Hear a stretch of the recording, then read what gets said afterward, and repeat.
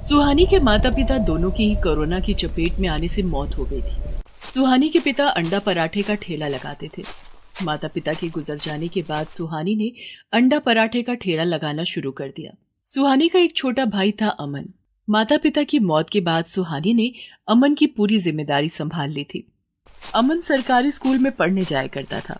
सुहानी शाम को अंडा पराठे का ठेला लगाती थी। तब तक अमन स्कूल से लौट आता था और काम में सुहानी की मदद करता था। अरे बहन जी, एक प्लेट अंडा पराठा लगाना। मेरे लिए भी एक प्लेट अंडा पराठा लगा दो। अभी लो साहब। अरे तुम्हारे अंडा पराठा में बड़ा स्वाद आता है, जी करता है एक और खा लूं। तो एक और ले लो साहब। सुहानी के पुराने और बंधे हुए ग्राहक थे जो कभी उसके पिता के बनाए हुए अंडा पराठा खाते थे। वो अब सुहानी के बनाए हुए अंडा पराठा खाने लगे। सुहानी का भाई अमन धीरे धीरे बड़ा होने लगा था और एक दिन, दीदी, स्कूल के सभी दोस्त वाटर पार्क घूमने जा रहे हैं, मुझे भी जाना है, 500 रुपए दे दो। अमन, मेरी इतनी कमाई नहीं है कि 500 रुपए तुझे घूमने के लिए दे सकूं। तू तो जानता है जो कमाई होती है उसकी आधी लागत सामान लाने में चली जाती है और बाकी बचे हुए पैसों से घर का खर्च चलता है। दिन रात मेहनत करके मैं तुझे पढ़ा रही हूँ ताकि तुझे बड़ा होकर मेरी तरह अंडा पराठा ना बेचना पड़े। तू पढ़ाई में ध्यान लगा और पढ़ लिख कर बड़ा आदमी बन जा। अमन बुझे मन से जी दीदी कहकर स्कूल चला जाता है। स्कूल में, अरे तू वाटर पार्क घूमने के लिए पैसे लाया है? नहीं, दीदी ने मना कर दिया है। तेरी दीदी नहीं चाहती है कि तू कहीं घूमे फिरे। चल चिल मार। अमन का दोस्त उसे एक सिगरेट देता है और दोनों सिगरेट पीने लगते हैं। अमन को अब धीरे धीरे सिगरेट पीने और गुटखा खाने की आदत लग गई थी, जिसके लिए वो अंडे चुरा कर बेचने लगा। सुहानी जब अंडा पराठा बनाती तब अमन उसकी मदद करने के बहाने वहां पर खड़ा हो जाता और रोज 2-4 अंडे चुरा कर उन्हें बेच देता और उन पैसों से सिगरेट पीता और गुटखा खाता। मैंने तो 4 कैरेट अंडे लिए थे, लेकिन सभी कैरेट में से एक एक अंडा गायब है। सुहानी अंडे वाले की दुकान पर जाती है। अरे भैया, तुमने चारों कैरेट में से एक एक अंडा कम करके दिया है। कैसी बात कर रही हो बहन जी, इससे पहले तो ऐसा कभी नहीं हुआ। मैंने तो पूरे अंडे दिए हैं, तुम ठीक से चेक करो। और एक दिन, दीदी का ध्यान तो ग्राहकों के लिए अंडा पराठा बनाने में है। मैं आज ज्यादा अंडे चुरा लेता हूँ। इसे बेचकर सिगरेट और गुटखा के साथ साथ एक कोल्ड ड्रिंक भी ले लूंगा, बहुत गर्मी है। इस तरह अमन सुहानी की नजरें बचाकर रोज ज्यादा अंडे चुराने लगा। भाई, अंडे रोज चोरी हो रहे हैं, मुझे बहुत घाटा हो रहा है। इस तरह से तो मेरा काम चौपट हो जाएगा। दीदी, वो अंडे वाला तुम्हें कम अंडे देता है, इस बार तुम ध्यान से देखना। नहीं, वो तो पूरे अंडे देता है, चोर कोई और ही है। अमन रोज शाम को थोड़ी देर के लिए ठेले के पास से गायब हो जाता था। ये बात सुहानी काफी दिन से नोटिस कर रही थी और सुहानी को अमन पर शक हो गया था। दूसरे दिन शाम को सुहानी अपना ठेला लगाती है। उस दिन उसके ठेले पर ज्यादा ग्राहक आए। अरे बहन जी, एक प्लेट अंडा पराठा लगाना, मेरे लिए डबल एग पराठा। सुहानी का अंडा पराठा बनाने का सामान जल्दी ही खत्म हो गया था। अमन भी ठेले पर नहीं था। तभी उसके ठेले पर एक आदमी, अरे एक डबल एग पराठा लगाना। साहब, आपको थोड़ा इंतजार करना पड़ेगा, सामान खत्म हो गया है, मैं बाजार से सामान लेकर बस 5 मिनट में आई। सुहानी अपने ठेले को छोड़कर जल्दी से सामान लेने बाजार गई। तभी उसने बाजार में अमन को अपने दोस्तों के साथ सिगरेट पीते हुए देख लिया। सुहानी अमन से बिना कुछ कहे ही सामान लेकर वापस आ गई। ये लीजिए साहब, आपका डबल एग पराठा तैयार है। उस दिन सुहानी को काम खत्म करने में ज्यादा देर हो गई थी। ओह, आज तो रात ज्यादा हो गई है, घर जाकर खाना भी बनाना है। सुहानी अपना सामान समेट ही रही थी कि तभी एक पुलिस वाला वहां आया और सुहानी के ठेले पर डंडे से मारते हुए उसने, ए लड़की, इतनी रात को यहाँ क्या कर रही है? जी साहब, घर जा रही हूँ, बस सामान रख रही थी। पहले मुझे एक प्लेट अंडा पराठा बना कर दो। साहब, अंडे तो खत्म हो गए, वो आज ग्राहक ज्यादा आए थे ना, तो सब अंडे खत्म हो गए, इसीलिए तो आज घर जाने में देर हो गई साहब। क्या कहा? अंडे खत्म हो गए? और इतना कहकर पुलिस वाले ने सुहानी का ठेला पलट दिया, जिससे ठेले का सारा सामान जमीन पर बिखर गया। सुहानी का बहुत नुकसान हो गया, लेकिन उस पुलिस वाले का इससे भी मन नहीं भरा। उसने सुहानी के ठेले पर डंडे बरसाने शुरू कर दिए और सुहानी का ठेला तोड़ दिया। सुहानी वहां जमीन पर बैठकर जोर जोर से रोने लगी। छोड़ दो साहब, मेरे ठेले को मत तोड़ो, छोड़ दो। सुहानी उस पुलिस वाले के हाथ पैर जोड़ती रही, उससे दया की भीख मांगती रही, लेकिन उसने सुहानी की एक नहीं सुनी। सब कुछ बर्बाद करके वो जब वहां से चला गया तो सुहानी अपने टूटे फूटे ठेले को लेकर घर आई। घर आकर सुहानी ने देखा कि अमन शराब के नशे में धुत बेहोश पड़ा था। ओह, तो ये अब नशा भी करने लगा है। आज तो सब खत्म हो गया, जो कमाया था सब बर्बाद हो गया। दूसरे दिन सिगरेट और दारू, अब क्या बाकी रह गया है तेरे लिए? मैंने सोचा था तू पढ़ लिख कर बड़ा आदमी बन जाएगा तो हमारे बुरे दिन खत्म हो जाएंगे, लेकिन तेरी आंखों में तो शर्म है ही नहीं। और सुहानी अमन को घर से निकाल देती है। अमन अपने उन दोस्तों के पास गया जिनके साथ वो नशा किया करता था, लेकिन सबने उसे अपने घर में रखने से मना कर दिया। नहीं यार, तू समझा कर, माँ नहीं मानेगी। यार तू अपनी बहन से माफी मांग ले और घर चला जा। सब तरफ से निराश अमन की आंखें खुल गई थीं। सुहानी को समझ नहीं आ रहा था कि अब वो क्या करे। सुहानी का ठेला नहीं लगाने की वजह से उसके ग्राहक अब दूसरी जगह जाने लगे थे। तभी सुहानी की नजर उसकी झोपड़ी में रखे एक टेबल पर पड़ी। कुछ पैसे हैं मेरे पास, क्यों ना इस टेबल को बाहर रख दूं और अपनी झोपड़ी से ही अंडा पराठा का बिजनेस फिर से शुरू कर दूं। सुहानी बाजार जाकर 3-4 प्लास्टिक की कुर्सियां खरीद कर ले आई और उस टेबल कुर्सियों को अपनी झोपड़ी के बाहर लगा दिया और वहां एक बोर्ड लगा दिया, सुहानी अंडा पराठा। अगले दिन से उसकी दुकान पर ग्राहक भी आने लगे। सुहानी के पास ज्यादा पैसे तो नहीं थे, इसलिए उसने चीज वगैरह ना खरीद कर अपनी झोपड़ी में ही अपने हाथों से टमाटर की लाल चटनी बनानी शुरू कर दी। अरे 1 प्लेट अंडा पराठा लगाना और हाँ, लाल चटनी जरूर देना। जी साहब। 1 प्लेट बटर अंडा पराठा लगा दो। डबल एग बटर पराठा लगा दो। मेरे लिए भी, मेरे लिए भी। अरे वाह, लाल चटनी तो बहुत ही लाजवाब बनी है। इसके साथ अंडा पराठा खाने का मजा ही अलग है। दर-दर की ठोकरें खाकर और रात सड़कों पर गुजार कर अमन को अपनी बहन की याद आ रही थी। दीदी ने मेरे लिए बहुत कुछ किया, बदले में मैंने उनकी मदद करने की बजाय उन्हें निराश किया। अमन सुहानी के पास जाता है। दीदी मुझे माफ कर दो, प्लीज दीदी, मैं अब ऐसी गलती दोबारा नहीं करूंगा। सुहानी उसे गले से लगा लेती है। अमन अब रोज स्कूल जाने लगा था और शाम को अंडा पराठा बनाने में सुहानी की मदद करता था। सुहानी अंडा पराठा बनाती और अमन उसे ग्राहकों को परोसता था। अमन, ये 4 अंडा पराठा और लाल चटनी पैक करके नंदू चाचा की दुकान पर दिया। ठीक है दीदी। सुहानी को आस पड़ोस की दुकानों और घर से फोन पर अंडा पराठे का ऑर्डर मिलने लगा था और अमन ऑर्डर डिलीवर करने लगा। सुहानी की झोपड़ी के बाहर ग्राहकों की भीड़ लगी रहती थी। आसपास के ऑफिस के कर्मचारी भी उसकी दुकान पर अंडा पराठा खाने आने लगे थे और अब सुहानी की अच्छी कमाई भी होने लगी थी। कुछ दिन बाद उसकी झोपड़ी के बाहर एक पुलिस की गाड़ी आकर रुकी, जिसे देखकर सुहानी घबरा गई। अरे सुहानी कौन है? जी साहब, मैं हूँ। जिस पुलिस वाले ने तुम्हारा ठेला तोड़ा था उसे सजा दे दी गई है। अब तुम अपना ठेला वहाँ लगा सकती हो। लेकिन आपको किसने बताया? अमन नाम के लड़के ने थाने में आकर उसकी शिकायत की थी और हाँ, थाने की तरफ से तुम्हें एक ठेला और कुछ पैसे दिए जा रहे हैं, जिससे कि तुम अपनी दुकान फिर से लगा सको। धन्यवाद साहब, आपका बहुत बहुत धन्यवाद। सुहानी अमन को गले से लगा लेती है। सुहानी और अमन फिर से बाजार में अपना अंडा पराठे का ठेला लगाने लगते हैं और उसके पुराने ग्राहक फिर से उसके ठेले पर आने लगते हैं। सोना सिर्फ 6 साल की थी जब उसके माता पिता एक एक्सीडेंट में मारे गए और तब से ही सोना की जिंदगी बद से बदतर होती चली गई। कहने को तो उसके चाचा चाची उसका ख्याल रखने के लिए उसे अपने साथ ले आए थे, लेकिन हकीकत इससे बहुत अलग थी। ये देखो, ये महारानी अब तक सो रही है। ए कामचोर, उठ जल्दी से, वरना तेरे हाथ पैर तोड़ दूंगी। चाची, बस अभी उठ रही हूँ। फौरन उठकर खड़ी हो जा, आज पिंकू का बर्थडे है, हम सब पिकनिक पर जा रहे हैं। 1 घंटे में निकलेंगे तो उससे पहले सबके खाने और ले जाने के लिए सैंडविच तैयार हो जाने चाहिए, समझी? चाची, मैं भी चलूं क्या आपके साथ? कोई जरूरत नहीं है, तुझे पाल रहे हैं ये कम है क्या, जो अब तुझे घुमाने फिराने का भी ठेका ले ले हम। सोना के साथ हमेशा ऐसा ही होता था। सोना को हमेशा से घूमने और नई नई जगहें देखने का बहुत शौक था, लेकिन अपने माता पिता को खोने के बाद से ही सोना के शौक तो दूर की बात है, उसकी बुनियादी जरूरतें भी पूरी नहीं हो रही थी। सुन, ये सैंडविच यहाँ क्यों रखा है?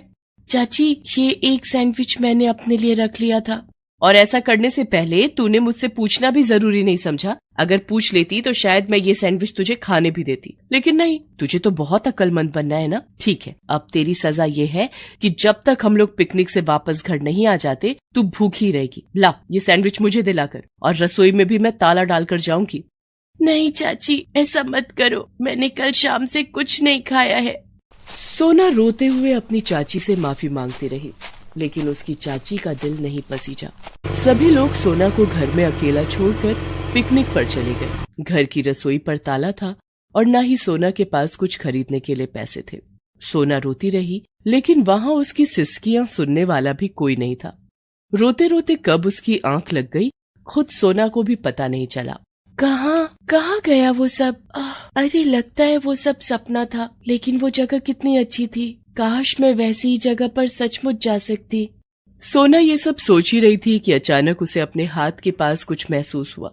उसने ध्यान से देखा तो वहाँ एक किताब रखी हुई थी जो उसने इससे पहले कभी नहीं देखी थी। अरे ये किताब किसकी है? पिंकू की तो नहीं लग रही, और ये देखने में भी कितनी सुंदर है, लेकिन ये मेरे सिरहाने आई कहाँ से? इसे खोलकर देखती हूँ, इसे पढ़कर कुछ टाइम ही कट जाएगा, फिर शायद भूख भी ना लगे। ऐसा सोचकर सोना ने उस किताब का पहला पन्ना खोला और उसे बड़े ही ध्यान से पढ़ने लगी। उस पन्ने पर एक बड़ी ही खास जगह के बारे में लिखा हुआ था। ये किताब तो एक परी लोक के बारे में है, जहाँ सब कुछ ठीक वैसा ही है जैसा मैंने अपने सपने में देखा था। ये सब है तो अजीब, पर फिर भी बहुत मजेदार है।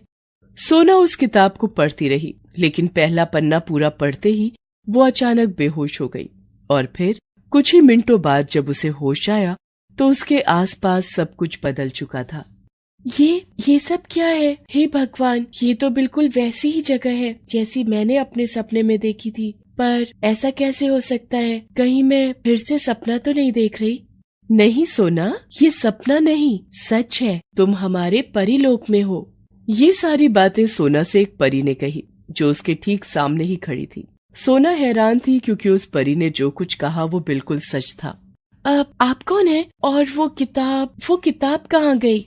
मैं एक परी हूँ, यही परीलोक मेरा घर है, और वो किताब वहीं पर है, और असल में तुम भी वहीं पर हो। यकीन नहीं होता तो ये देखो। इतना कहकर उस परी ने सोना की तरफ एक जादुई आईना बढ़ा दिया, जिसमें सोना अपने पुराने रूप और पुराने घर में ही थी और आराम से सो रही थी। वो जादुई किताब भी उसके पास ही थी। ऐसा कैसे हो सकता है? मैं वहाँ और यहाँ एक साथ कैसे हो सकती हूँ? जादू से कुछ भी हो सकता है सोना। वैसे वहाँ सिर्फ तुम्हारा शरीर है, असल में तुम यहीं पर हो। जब तक तुम यहाँ रहोगी तब तक उस दुनिया में तुम ऐसे ही सोती रहोगी। डरने वाली कोई बात नहीं है, तुम जब चाहे वहाँ पर वापस भी जा सकती हो। अब ये सब छोड़ो और ये बताओ कि क्या तुम यहाँ घूमना नहीं चाहोगी? हाँ, क्यों नहीं, मुझे ये पूरी जगह देखनी है। ठीक है, तो फिर चलो मेरे साथ, तुम्हारे लिए यहाँ बहुत कुछ है। उस परी ने सोना को पूरे परीलोक की सैर करवाई और फिर वो सोना को एक बड़े से महल में लेकर गई। कितना बड़ा महल है ये, और कितना सुंदर भी है, लेकिन यहाँ रहता कौन है? ये परी महल हमारे राजा जी का है, वो वहाँ पर उनका कमरा है। अच्छा, तो चलिए ना, मुझे राजा जी से मिलना है। हाँ, पर पहले तुम कुछ खा तो लो, तुम्हें भूख लगी होगी ना। परीलोक की खूबसूरती में सोना इस कदर खो गई थी कि उसे भूख का एहसास ही नहीं रहा। लेकिन फिर परी ने जब उसे खाने की मेज पर बिठाया तो उसकी आंखें चमक उठी।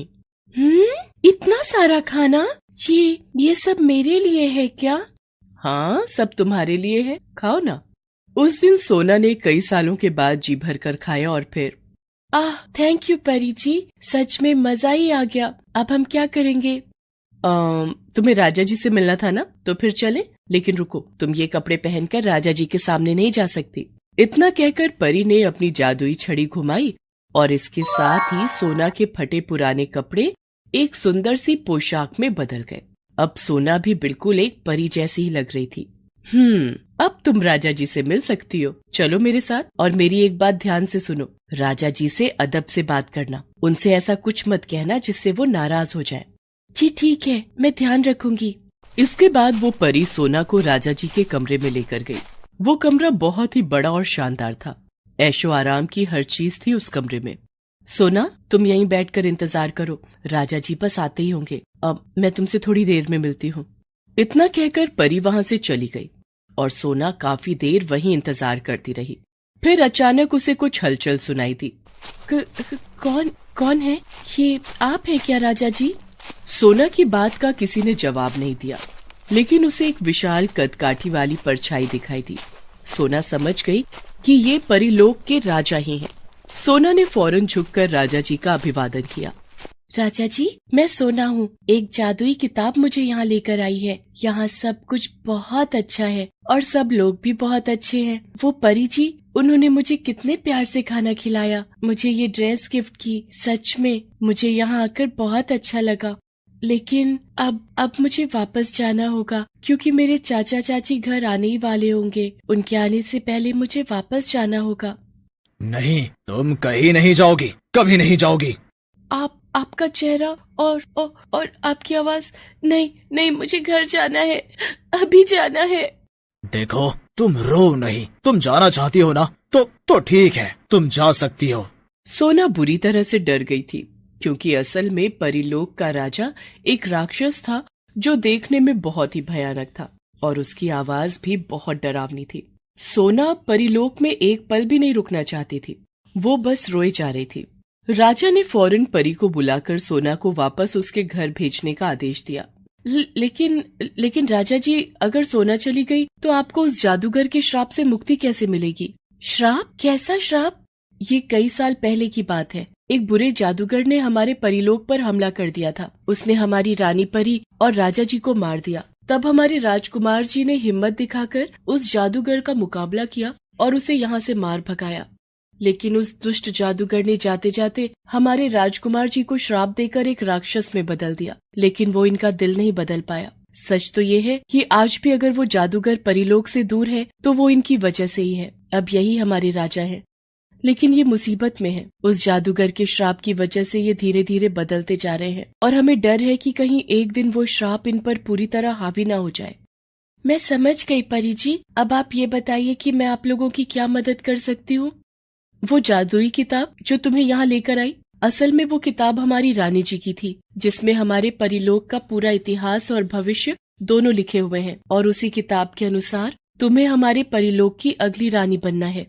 क्या? मैं? नहीं, आपको जरूर कोई गलतफहमी हुई है। मैं वो नहीं हूँ।